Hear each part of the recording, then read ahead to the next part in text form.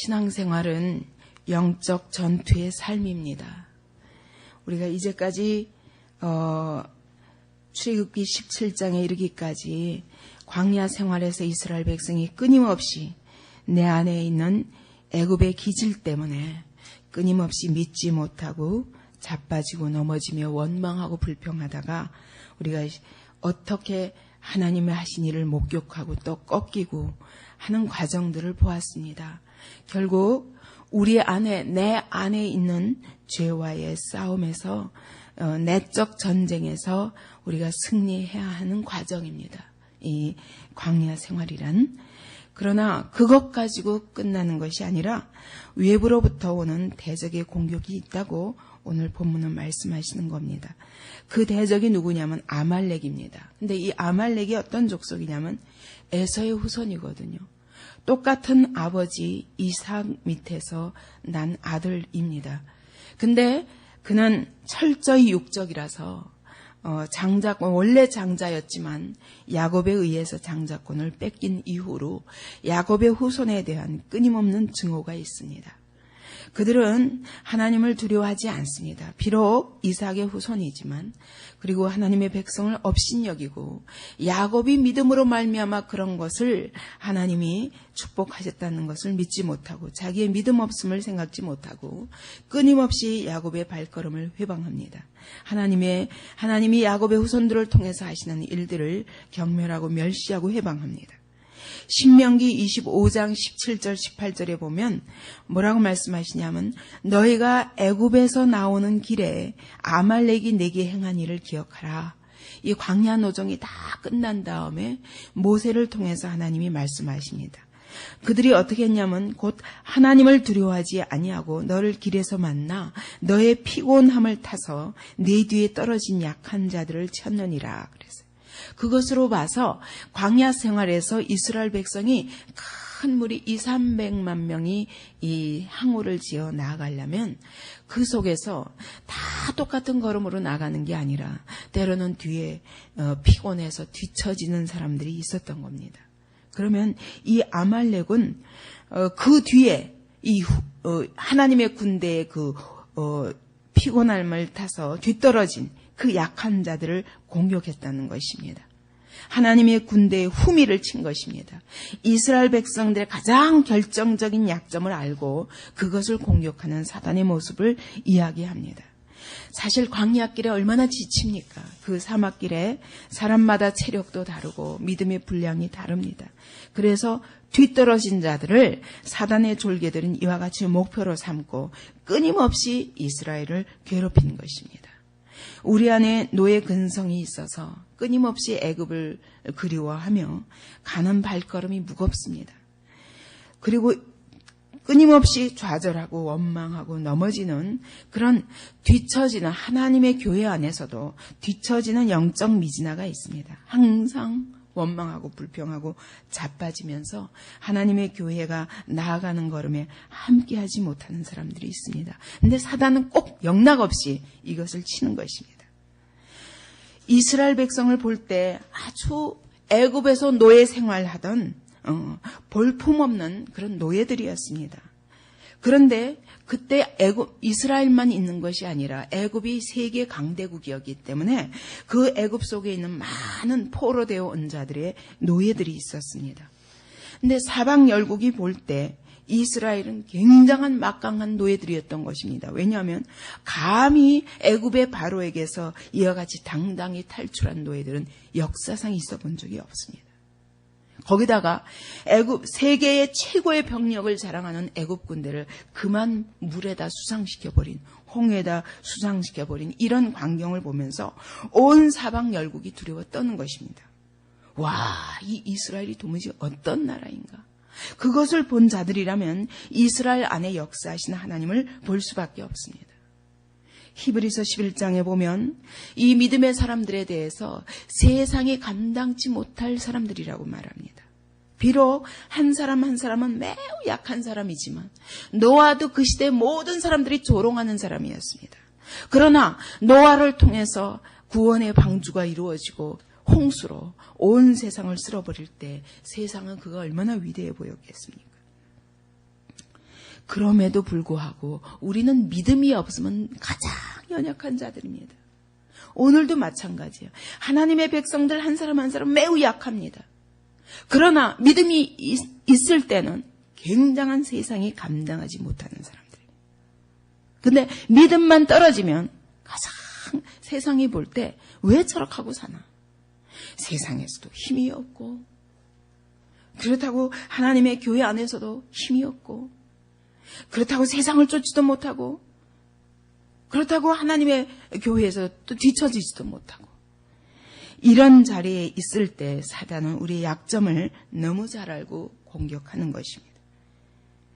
그래서 하와를 미혹했던 그 사단은 오늘도 그리스도를 향하는 진실함과 깨끗함에서 떠나면 속히 와서 우리를 미혹하고 부패시킨다고 성경은 말씀하십니다. 이것을 하나님의 교회 공동체로부터 뒤처지는 거. 대개 뒤처지는 사람들이 뭐 때문에 그럽니까? 철저히 이기심, 자기 중심에 빠져 있으면 공동체와 상관없이 힘들다 하고 뒤처지게 됩니다. 하나님의 말씀에 꼭 붙어 있지 못하면 자기 생각에 빠져 있다고 하면 불신앙으로 인해서 뒤처집니다.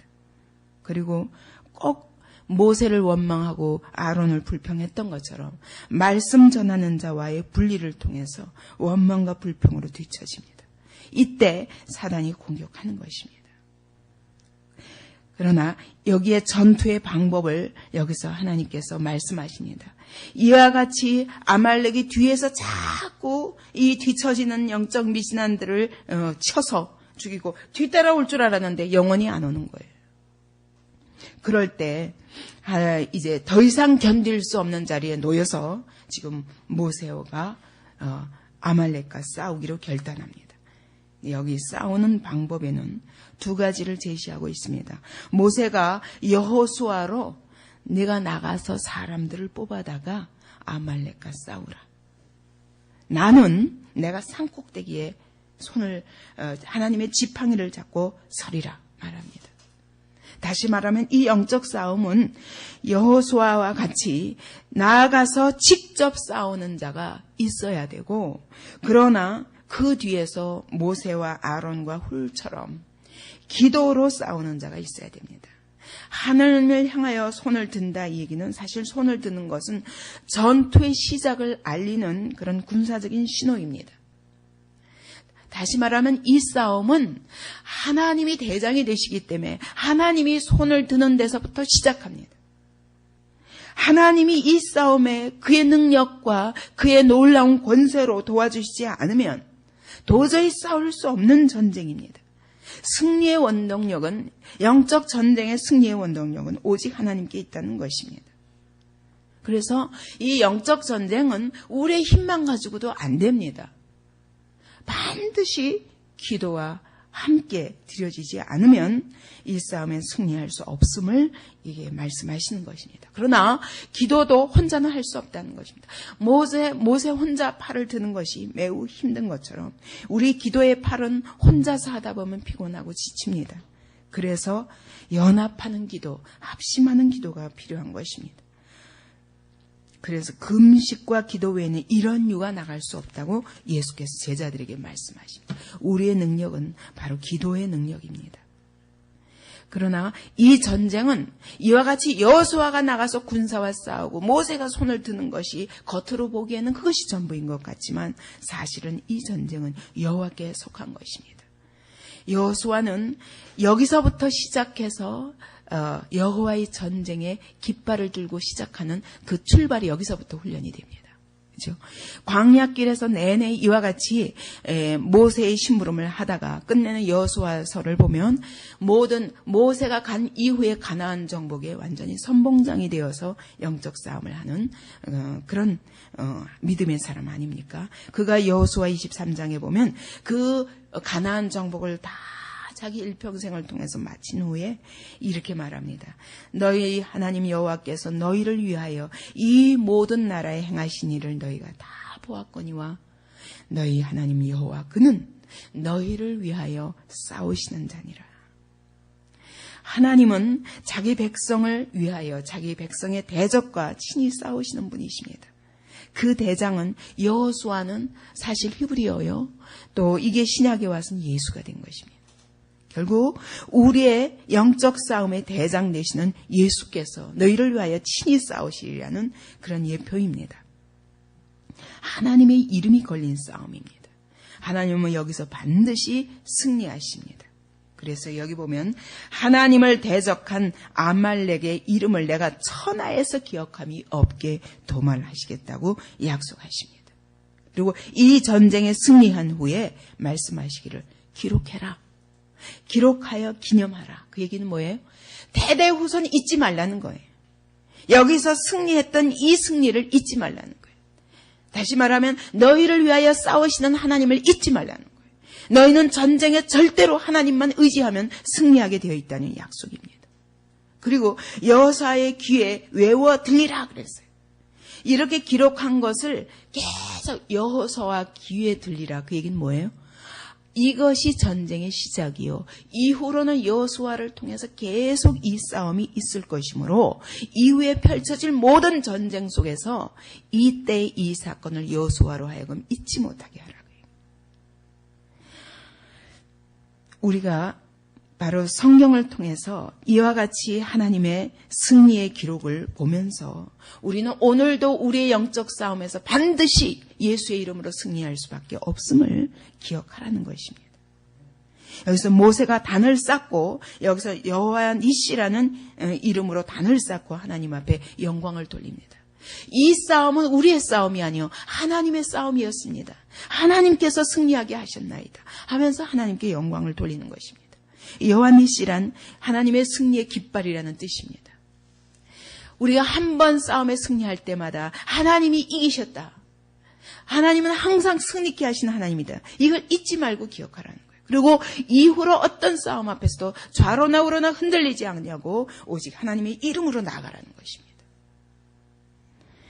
이와 같이 전투를 해보지 않은 사람에게는 하나님의 승리를 경험하는 기회가 없습니다. 하나님의 이 승리를 내가 영적 전투 속에서 경험하지 않은 사람은 믿음의 담대함이 생길 수가 없습니다. 전투하지 않는 교회는 절대로 이 축복을 얻을 수 없습니다. 조그만 어려움에도 금방 나가 자빠집니다. 그러나 한 가지씩 우리 앞에 놓이는 작은 전투에 승리한 사람, 개인에 있어서도 그럽니다. 내 안에 있는 죄들을 이걸 한 번 극복해 본 사람은 두 번째 싸움이 무섭지 않습니다. 세 번째 싸움이 무섭지 않습니다. 그러면서 내 안에 있는 모든 죄성과의 싸움에 두렵지 않고 끊임없이 자기 자신과의 전쟁을 선포하며 나아갈 수 있습니다. 그래서 자기를 정복해 나갑니다. 나의 연약한 부분들을 날마다 극복해 나갑니다. 그런가 하면 밖으로부터 오는 영적 핍박에 대해서도 우리가 두려워서 세상과 야합해버리면 그러면 절대로 이 승리를 경험할 수 없습니다. 그런데 정말 작은 어려움이라도 하나님의 편에 서서 하나님이 승리할 것을 믿고 내가 어떤 어려움 앞에서도 하나님의 편에 서서 싸워보면 이 승리가 나의 것이 되면서 그때부터 담대함이 생깁니다. 그 다음에는 어떤 세력이 몰려와도 좌로나 우로나 흔들리지 않고 이 싸움에 승리할 수 있는 하나님의 사람이 되는 것입니다. 그래서 영적 전투를 절대로 회피하지 않는 진정한 믿음의 용기 있는 우리 성도들이 되기 바랍니다. 여호와가 아말렉으로 더불어 대대로 싸우리라고 했어요. 얘기는 뭡니까? 이 싸움이 아말렉과의 싸움은 여기서 그치는 게 아니라는 거예요. 대대로 있으리라는 겁니다. 근데 나중에 보면은 이스라엘의 믿음이 약해질 적에는 하나님께서 아말렉이 이기게 하십니다. 내비두세요. 네가 아말렉이 너희를 쳐서 너희를 죽여도 나는 손 뗐다 이렇게 말씀하십니다. 이 전쟁은 계속되는 전쟁입니다. 오늘 우리에게까지 있는 것입니다. 오늘 우리에게 남겨진 아말렉과의 싸움은 무엇입니까? 바로 영적 에서의 후손들과의 싸움입니다. 영적 에서가 누굽니까? 똑같은 이삭을 아버지로 둔 그런 믿음의 자손 같지만 철저히 육적인 에서의 후손들입니다. 다시 말하면 또 다른 말로 쉬운 말로 말하면 하나님의 교회 안에 들어와 있는 인본주의들입니다. 사실 그들의 하나님은 하나님이 아니라 자기가 하나님입니다.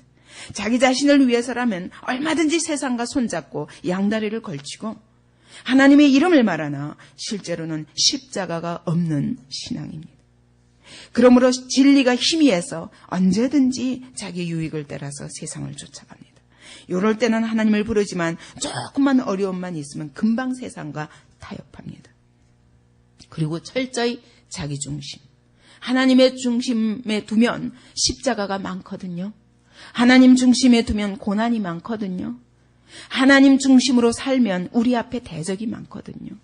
이런 것들은 살살 피해가면서 하나님을 부르며 내 육체의 욕망을 위해서 기도하고 그 응답을 받을 줄 알아도 영적 전투를 절대로 하지 않는 내 안의 죄와의 싸움, 밖에 있는 하나님의 나라를 회방하는 것과의 싸움 하지 않는 그런 세력이 바로 영적 에서의 후손들입니다. 오늘 우리 앞에 있는 영적 아말렉들입니다. 이 싸움을 하나님이 대대로 싸우리라 하셨습니다. 주님 오시는 그날까지 싸우리라 말씀하십니다. 오늘도 믿음으로 하나님 편에 선 자만이 이 싸움의 승리를 맛볼 수 있습니다. 신명기 25장 19절에 말씀하십니다. 하나님께서 네게 주어 기업으로 얻게 하시는 땅에서 너희가 안식을 얻을 때 너는 아말렉의 이름을 천하에서 도말할지니라. 너는 잊지 말지니라. 약속의 땅에 들어가기 전에 네가 약속의 땅에 들어가거든 아말렉이 너에게 대대로 너에게 원수가 될 것을 기억하고 천하에서 그 이름을 도말하라. 오늘도 하나님의 교회 안에 이와 같이 끊임없이 세상과 타협하는 세력과 너는 싸워라. 하나님은 그렇게 섞이는 하나님이 아니에요. 그렇게 불결한 것을 기뻐하시는 하나님이 아닙니다. 오직 하나님의 편에 서서 보면 이것이 보일 텐데 우리가 세상 편에 서면 하나님 편에 선다는 것이 너무 외로운 길이요. 하나님 편에 선다는 것이 너무 힘든 길이요. 너무 싸워야 할 싸움이 많기 때문에 굉장히 독단적으로 보이고 그리고 조금 더 부드럽게 신앙생활을 할 수 없는가 하는 생각이 듭니다. 그러나 하나님은 이 밖에 있는 이스라엘 그 영적 공동체의 후미를 치는 우리의 연약한 부분들을 허물어뜨려서 하나님의 나라를 순전케 하지 못하는 이런 세력들과 하나님이 대대로 싸우시겠다고 말씀하십니다. 오늘 우리에게 남겨있는 대대로 싸울 아말렉과의 전쟁이 있습니다. 오직 믿음으로 하나님의 말씀을 붙잡고 기도하며 그리고 또 실제로 나아가서 싸울 때 하나님께서 우리의 편이 되사 영원히 도말하리라.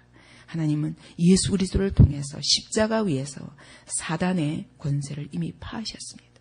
오늘 우리가 예수의 이름을 붙잡고 나아가면 모든 사단의 권세는 떠나갈 것입니다.